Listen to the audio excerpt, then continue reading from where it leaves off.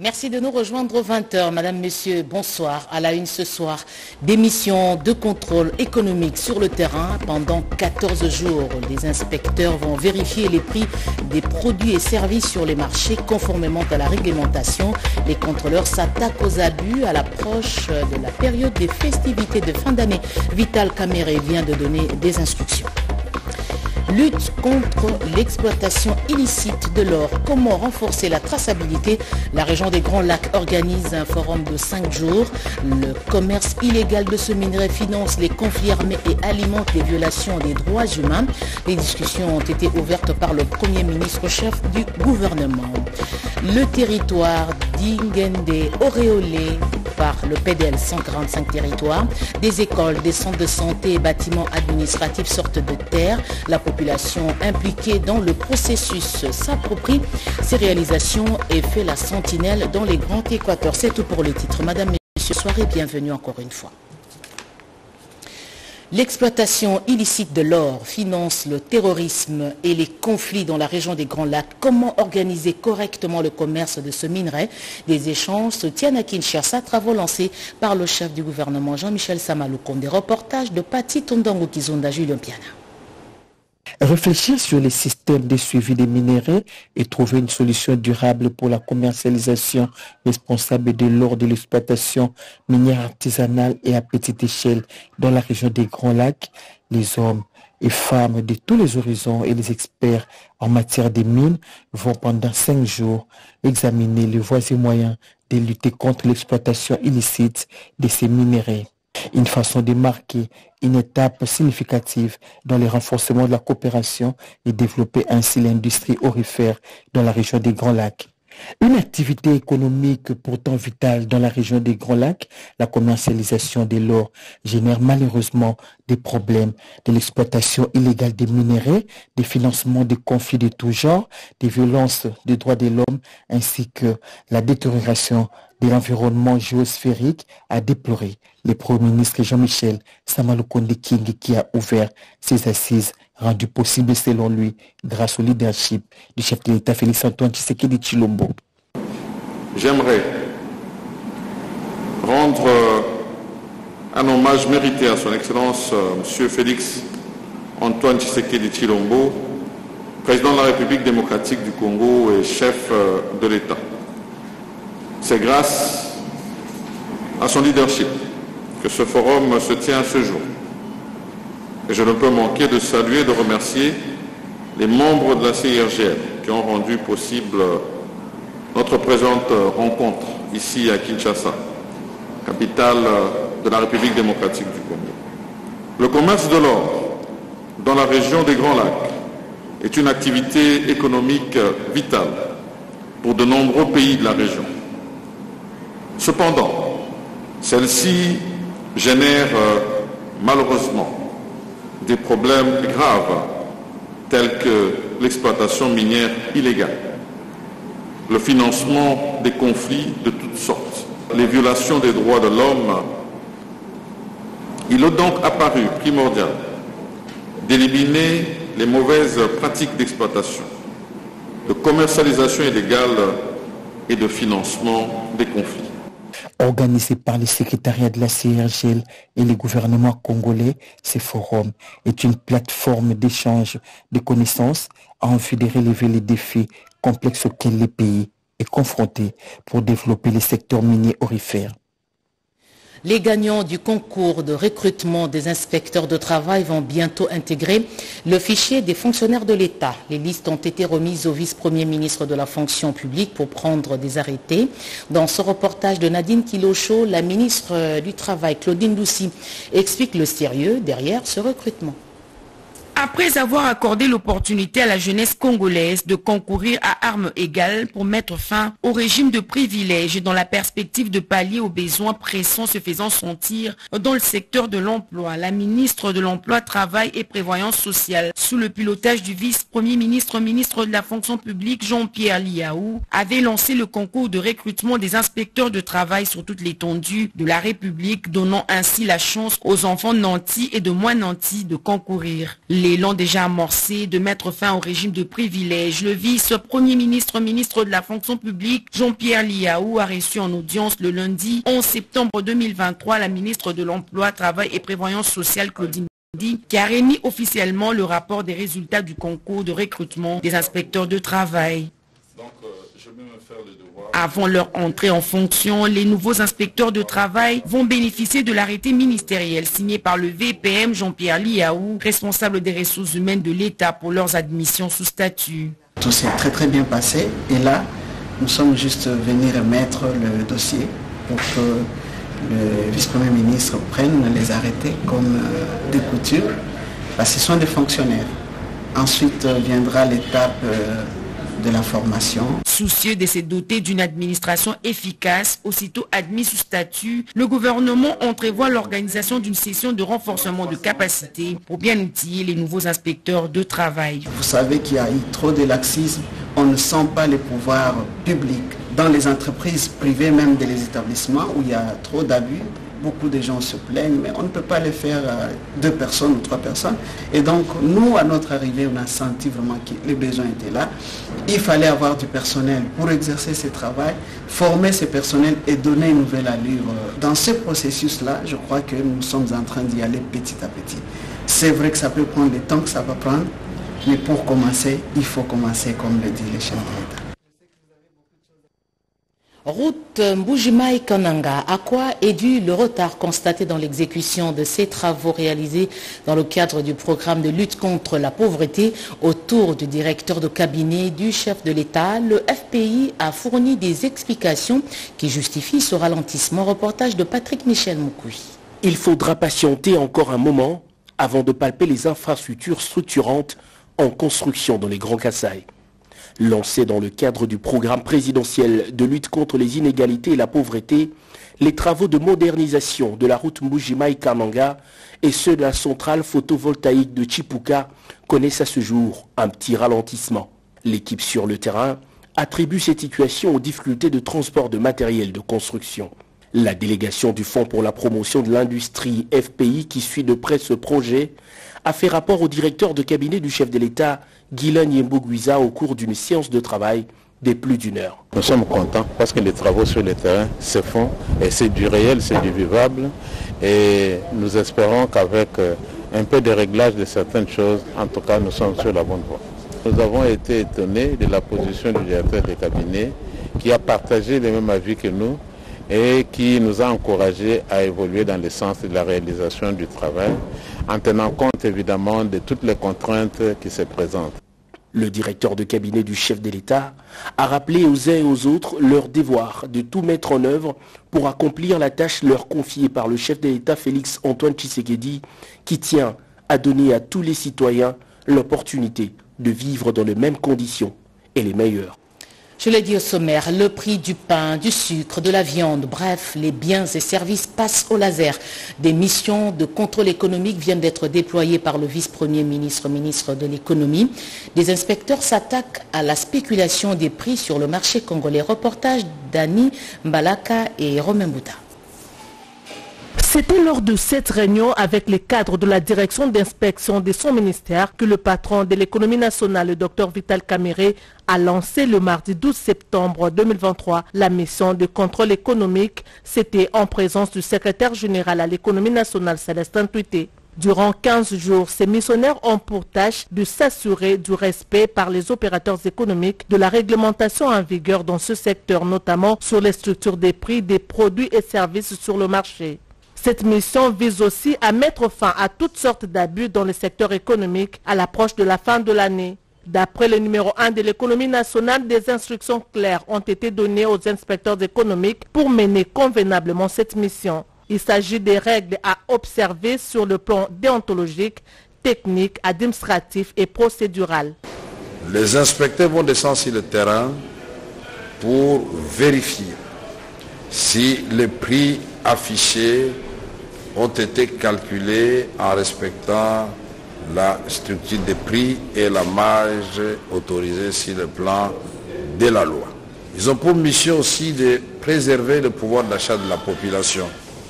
Ils doivent lutter contre la rétention de produits signalés déjà importés et se trouvant dans les entrepôts en République démocratique du Congo, mais qui sont rares sur le marché, puisque créer la rareté sur le marché, c'est une façon aussi d'éviter que l'offre ne rencontre la demande, et vous pouvez comprendre que les prix vont s'emballer. Le vice-premier ministre, ministre de l'économie nationale, a martelé que cette mission ne devrait pas se transformer en une sorte de tracasserie contre les opérateurs économiques. Un mécanisme a été mis en place au niveau du secrétariat général pour surveiller le travail qui sera effectué sur le terrain, notamment observer les comportements des inspecteurs. S'assurer en République démocratique du Congo est une obligation légale. Plusieurs opérateurs miniers ont été sensibilisés à ce sujet lors de la rencontre Business Meeting organisée à Kolwezi. L'autorité de régulation et de contrôle des assurances a participé à cette rencontre. Edichala Katala. Au Katanga Business Meeting qui se tient à Kolwezi dans le Lualaba, l'autorité de régulation et de contrôle des assurances, ARCA en sigle, à travers son directeur général Alain Kanindangalula, rappelle aux opérateurs économiques leur responsabilité de financer l'économie nationale en s'assurant en République démocratique du Congo et non à l'étranger. C'est même la loi en la matière qui l'impose à tous ceux qui opèrent en République démocratique du Congo. Le panel de haut niveau a permis à Alain Kaninda de donner plus d'éclaircissements aux participants. L'assurance est un secteur en plein essor en RDC avec différents opérateurs. C'est une garantie de sécurisation des investissements. Nous avons simplement rappelé que le secteur des assurances est un secteur par essence qui est un mobilisateur de ressources financières et qui soutient les économies dans leur financement. Et donc au niveau de notre pays aujourd'hui, nous voyons que ce secteur qui est en nette progression, et nous avons rappelé aux opérateurs miniers qu'ils ont le devoir de pouvoir respecter la loi. L'instruction qui a été donnée par le chef de l'État lors du Mining Indaba, qui a rappelé à tous les miniers de respecter la loi, de s'assurer en République démocratique du Congo. Et nous ne pouvons pas laisser cette instruction qui est importante pour l'intérêt du pays, pour le social des Congolais. Avec le code des assurances qui a besoin d'être davantage vulgarisé, l'autorité de régulation et de contrôle des assurances, par son directeur général, n'y rate aucune occasion pour sensibiliser les acteurs. On reste à l'intérieur du pays, direction Ingende, c'est dans les Grands Équateurs où vient de séjourner la ministre d'État, ministre du Plan Judith Soumino Atuluka en mission d'évaluation du PEDEL 145 territoires. Les élèves ont constitué le comité d'accueil, laissant ainsi exprimer leur joie. En mission d'évaluation du PEDEL 145 territoires, la ministre d'État, ministre du Plan, est arrivée à Ingende, près de 185 km de Mbandaka, accompagnée du ministre provincial du Plan, Henri Baleka. La rencontre avec d'autres écoliers a eu lieu dans les salles de classe nouvellement construites, inspectées par Judith Soumino Atuluka pour évaluer le niveau d'exécution. Et particulièrement là-bas, la biso bazar jeunesse à lobby. Ces œuvres sont une preuve que le chef de l'État tient à corriger les inégalités sociales. C'est vrai, vous avez aussi qu'à Kinshasa, mais souci n'a été que Batoabana ya Kotoro bakoka se développer. Les nouveaux bâtiments améliorent la qualité de l'enseignement. Le personnel est soulagé. On félicite le chef de l'État pour avoir construit des bons bâtiments. Nous avons de bons tableaux, les élèves peuvent bien jouer à la cour, de rester dans la salle calme, les enseignants ils sont là bien assis, avec des tables là où il n'y avait pas auparavant. Sous la supervision de la CFF, l'école primaire Rouki bénéficie de 2 bâtiments de 6 classes, des sanitaires, une salle polyvalente construite par une entreprise locale.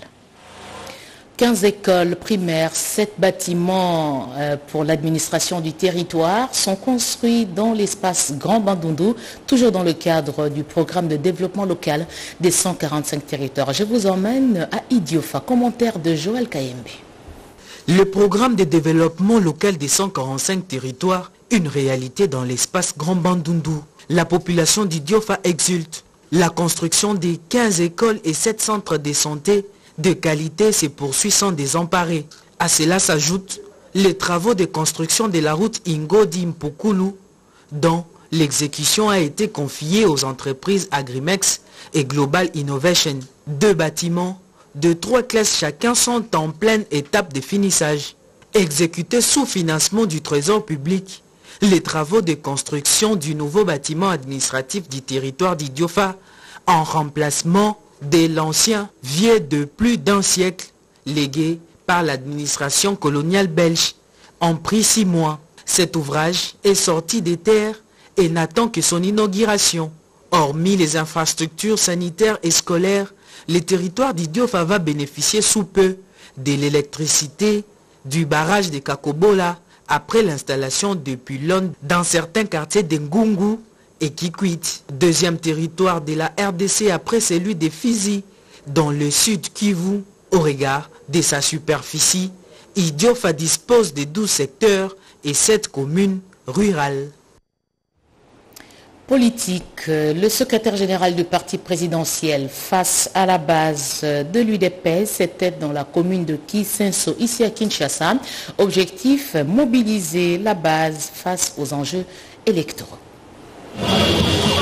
La mobilisation était totale le dimanche 10 août dernier dans la commune de Kinshasa. Sous l'initiative de Kajos Mafolo et Nixon Lukusa, les cadres et militants de l'IDPS étaient au rendez-vous pour accueillir le numéro 1 du parti présidentiel. À l'entrée de cette commune, Augustin Kabouya a été obligé de faire une longue procession pour communier avec la base de son parti. C'est à Liti Kitomesa qu'Augustin Kabouya a échangé avec l'assistance sur les enjeux politiques de l'heure.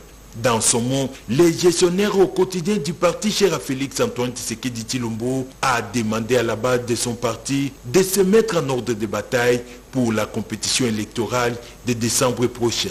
Pour lui, Félix Tshisekedi a un bilan largement positif à présenter à la population congolaise au moment de la campagne électorale. Pour ce faire, la base du parti doit travailler pour sa réélection, surtout lui doter une majorité parlementaire. Séance tenante, les notables et militants de l'IDPS ont pris l'engagement de soutenir Augustin Kabouya aux élections générales de ce 20 décembre 2023 pour qu'il soit le porte-parole de Kinshasa auprès des institutions de la République. C'était aussi l'occasion pour celui qu'on appelle AK-47 pour son franc-parler de fixer l'opinion sur les allégations du secrétaire général de la SENCO. Pour Augustin Kabouya, son parti ni les régimes en place n'ont pas de problème particulier avec l'Église catholique.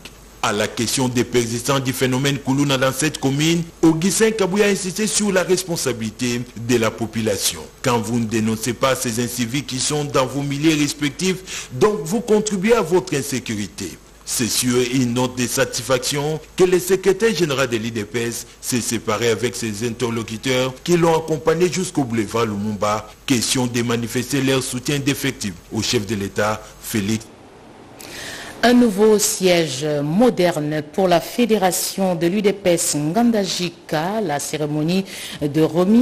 cérémonie de remise officielle de ce bâtiment a été organisée. Cérémonie de remise à l'exécutif national de l'UDPS. On découvre le bienfaiteur de cette réalisation dans ce reportage d'Alain Bikaï. Désormais, IDPS Fédération de l'Omami d'Ngandajika dans la province de l'Omami dispose d'un siège digne d'un parti présidentiel. Ce siège est l'œuvre d'un fils du terroir et cadre de l'UDPS, Dr Bruno Mitéou, qui est venu soutenir les efforts du secrétaire général Augustin Kabouya, acheteur de cette parcelle. Pour encourager ces hauts cadres du parti, le secrétaire général a dépêché une forte délégation conduite par le secrétaire général adjoint Jean Tezo pour l'inauguration de cette bâtisse.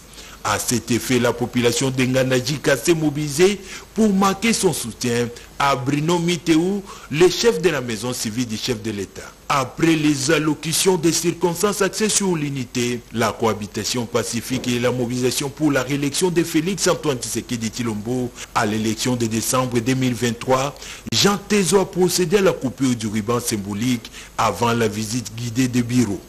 Pour Jean Tezo, qui a représenté le numéro 1 de l'UDPS, le Kasaï oriental doit rééditer de nouveau l'exploit aux élections générales de cette année en mouillant les maillots pour accorder à Félix Antoine Tshisekedi Tshilombo la majorité parlementaire. Ici est de noter que cette manifestation a mobilisé plusieurs figures emblématiques de l'UDPS, notamment Jacquemin Chabani, professeur Mbata, Kankou Mundela et Clément Limbaya. Kondo Tchumbe et ses environs étaient en effervescence. Lambert Mende Omalanga, leader de ce coin de la province du Sankuru, a communié avec la population dans le cadre de ses vacances parlementaires. Cédric Keninambo. Un agenda plus que chargé pour le député national Lambert Mende Omalanga dans son fief naturel de Lodja et ses environs, dans la province du Sankuru. Le président national de la Convention des Congolais Unis et vice-président et porte-parole du regroupement AE a développé plusieurs activités sur place dans le cadre de ses vacances parlementaires. Le meilleur élu de Sankuru en 2018 s'est entretenu avec différentes délégations, notamment la société civile, les syndicats, les associations de jeunes, les responsables de services publics et privés, ainsi que le membre de la Fédération des entreprises du Congo, province de Sankuru. Des exercices effectués avant d'entamer une tournée dans quelques secteurs, notamment ceux de Nambelo, Lohimba, Kondo Tchumbe et Olemba. De village en village, il a été accueilli comme un roi. Et je suis heureux de constater que nous respirons le même air avec eux, que nous avons la même détermination pour prioriser le développement et que le soutien de ce secteur à la politique que j'ai menée pendant les 5 ans que j'ai représenté notre circonscription à l'Assemblée nationale reste acquis. Connu pour ses actions sociales, il a procédé notamment à la remise des décortiqueuses, des riz, des tôles pour des écoles et centres de santé, ainsi que d'autres matériels pour l'entretien des routes et travaux agricoles. Dans chaque étape, un seul message, appeler la population à se prendre pleinement en charge par des initiatives locales pour le développement de leur entité administrative. Étape ultime qu'il a conduit dans plus ou moins 11 groupements de secteur de Kondo Tchumbe où il a lancé un seul message, le soutien aux actions du chef de l'État, Félix-Antoine Tshisekedi. Et puis, en nouvelle, le bureau du Sénat invite les honorables sénateurs à prendre part à la séance plénière du vendredi 15 septembre 2023 à 11h précises dans la salle des conférences internationales du Palais du Peuple. L'ordre du jour comporte un seul point, à savoir ouverture de la session ordinaire de septembre 2023. C'est signé Michel Kanimbu Shindani. Il est rapporteur de la Chambre haute du Parlement. Gestion du contentieux électoral, la CENI, les cours d'appel et les tribunaux sont en atelier d'harmonisation.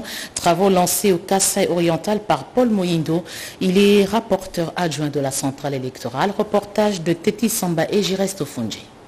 Cette mission s'étale sur une dizaine de jours que conduit le rapporteur adjoint de la Commission électorale nationale indépendante. Paul Moyindo Moulemberi poursuit 2 objectifs visant à harmoniser les vues entre l'organe de gestion des élections et les juridictions habilitées de connaître les contentieux relatifs aux élections des députés provinciaux et conseillers communaux. Aussitôt arrivé dans la ville de Mbujimaï, dimanche 10 septembre 2023, le membre du bureau de la CENI a tenu une réunion technique au secrétariat exécutif provincial. Celle-ci a consisté à faire le point sur l'évolution du traitement des dossiers des candidatures et les préparatifs de la passation du test pratique sur ordinateur pour le personnel opérationnel temporaire devant travailler aux élections du 20 décembre 2023. Le lundi 11 septembre 2023, Paul Moyindo Moulemberi s'est rendu au gouvernorat de la province pour présenter des civilités à l'autorité provinciale. Leurs échanges ont porté sur l'accompagnement de la province, notamment en ce qui concerne la sécurisation de l'atelier d'harmonisation entre la centrale électorale, la cour d'appel et le tribunal de grande instance pour la gestion du contentieux issu du dépôt des candidatures aux élections des députés provinciaux et conseillers communaux, ainsi que le lancement du test pratique sur ordinateur pour le recrutement des différentes catégories du personnel. Des atrocités de Kamwina Sapu gardent encore des souvenirs malheureux. Ces victimes espèrent un jour connaître des réparations grâce au fonds de réparation des victimes de violences sexuelles. La délégation justement du FONAREV l'a annoncé aux victimes de Nyanza et à Kananga. Les détails avec Naïcha Kiala et José Baïtouambo dans ce reportage. Entre septembre 2016 et mars 2017, La région du Kasaï a connu une explosion des violences entre forces de sécurité et une milice communautaire. Plus de 3000 personnes avaient été tuées et de dizaines de milliers de déplacés ayant tout perdu. Les conflits Kamwena-Sapou appartiennent certes au passé, mais ses conséquences se conjuguent encore au présent. Le tristement célèbre événement a imposé un mode de vie particulier à ses victimes. 8 ans après la fin de ces conflits, les personnes ayant subi préjudice voient avec l'arrivée du FONAREV, structure mise en place par le président de la République, une lueur d'espoir, qui est de bonnes nouvelles annoncées par Lucien Lundula-Lolatui, directeur général du Fonds national de réparation de victimes des violences sexuelles liées aux conflits armés et crimes contre la paix de l'humanité. C'était lors de son arrivée à Kananga, devant une centaine de victimes en liesse. Juste avant cette descente, l'écosystème du Kasaï central a été informé de mission du FONAREV. C'était en présence du gouverneur de la province, John Kabeya. Enseignement supérieur, les inscriptions sont lancées au sein de l'université de Kolwezi. Les portes sont donc ouvertes pour cette institution de formation qui se veut être une locomotive dans la formation de qualité. C'est devant la presse, le corps enseignant ainsi qu'une représentation des étudiants que le recteur de l'université de Kolwezi, Nicolas, a officiellement lancé les inscriptions pour l'année académique 2023-2024. Sur ces, je déclare ouvert officiellement le portail des inscriptions de l'université de Kolwezi et je vous remercie. Puis, c'était le tour d'un jeu de questions-réponses avec la presse. Avec un franc-parler, l'homme au verbe facile, le professeur Yvon Mungemuongo, a donné des réponses claires et nettes aux journalistes, parmi lesquelles celle de la procédure à suivre et les innovations réalisées par cette institution depuis qu'il est aux commandes. Nous voulons être la locomotive sur le plan universitaire. Et là, nous paraphrasons l'apôtre Paul qui disait que personne ne méprise ta jeunesse. Ainsi, je dis que personne ne méprise la jeunesse de l'université de Kolwezi. C'est une université qui a récemment commencé, mais qui a une grande vision. L'occasion faisant le larron, le professeur Yvon Mungemuongo a lancé un message fort aux étudiants de partout en RDC. Venez vous inscrire à l'université de Kolwezi et vous n'allez pas le regretter. Parce que vous allez trouver un corps enseignant efficace et à jour. Parce que vous remarquerez ou bien vous apprendrez que nous sommes l'unique établissement ou université qui est accompagné par sa province. Pour chuter, la délégation de l'équipe administrative a fait le tour des chantiers de l'université de Kolwezi sur le site de Moussampo.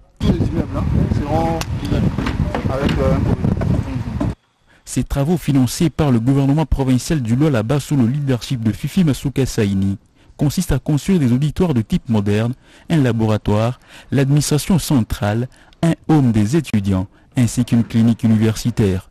Je suis en train de vivre les idées ou bien les initiatives qui viennent d'une dame.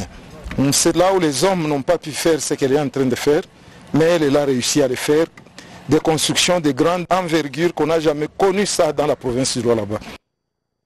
On reste justement dans le Lualaba. Les réalisations du chef de l'État Félix Antoine Tshisekedi prêché dans le Congo profond en séjour dans cette province. La ministre du portefeuille Adel Kainda appelle la population à soutenir les actions du chef de l'État. Gelmadia Lalande.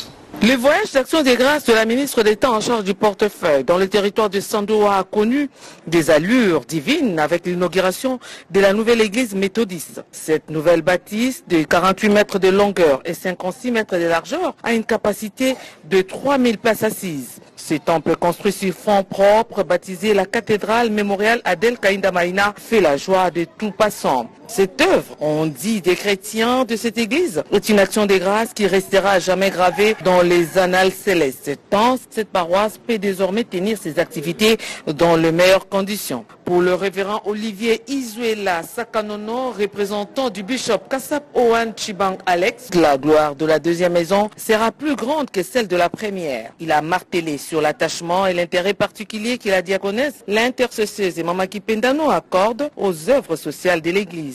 Il y a lieu que les écluses du ciel s'ouvrent sur cette chrétienne engagée. Le pasteur François Chiband a invité les chrétiennes et chrétiennes à prendre soin de cette œuvre pour des générations futures. L'honorable député provincial et président de Mamaki Pendano du Sud Congo, Liliane Kaimbe, a été claire. Alors que dans certaines villes, soit ce sont des chrétiens qui contribuent, soit les appels des fonds sont lancés pour bâtir l'église. Ici à Sandoa, c'est une œuvre d'une seule personne. J'ai cité la princesse Adèle Kainda Maïna. La princesse Adèle Kainda Maïna a dédié ce temple à ses 5 enfants qu'elle considère comme une manne du ciel. Et je remercie infiniment les chefs de l'État et président de la République, Félix Antoine Tshisekedi Tshilombo, Josué de la RDC, le premier président depuis 1960, a dédié le pays dans les 5 mains. Du haut de cette église, la patronne des entreprises publiques a exhorté les chrétiens à prier correctement Dieu pour avoir une foi féconde. À la deuxième plus grande église, après celle de Lubumbashi, une ambiance festive a couronné ce culte, avec la participation des chorales venues de Kinshasa, Lubumbashi et Kamina. La SNEL informe son aimable clientèle de certains quartiers des communes de Kimbanse-Kenji, Limassina, Nsele que suite aux travaux d'entretien périodique des équipements électromécaniques prévus au poste haute tension de Kimbanse-Ke, la fourniture de l'énergie électrique sera momentanément interrompue. Demain, mercredi 13 septembre 2023, de 8h à 18h, la SNEL présente ses excuses pour ce désagrément. On termine avec le sport. La victoire des léopards de la RDC sur les crocodiles du Nil du Soudan continue à susciter diverses réactions. Je vous propose d'écouter Laurent Batoumon, un reportage de Jean-Pierre Ndolo-Demazo. La victoire est intervenue, à mon avis, grâce à la présence du président de la République. Il faut noter, quand le commandant des troupes se retrouve dans les champs de bataille, la motivation des combattants devient tout à fait différente. Et sa présence a surmotivé. Les léopards, cette fois-là, comme ils jouaient sur notre propre terrain, n'ont pas pu admettre un score d'égalité, mais ils ont mis la barre plus haut en cherchant de gagner à 2-0.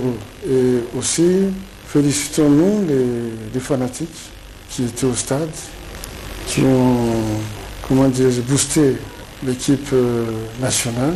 Et les joueurs eux-mêmes qui ont pu donner les meilleurs pour que nous arrivions à cette victoire. Ce qui nous manque souvent, c'est l'équipe de base qui n'existe pas.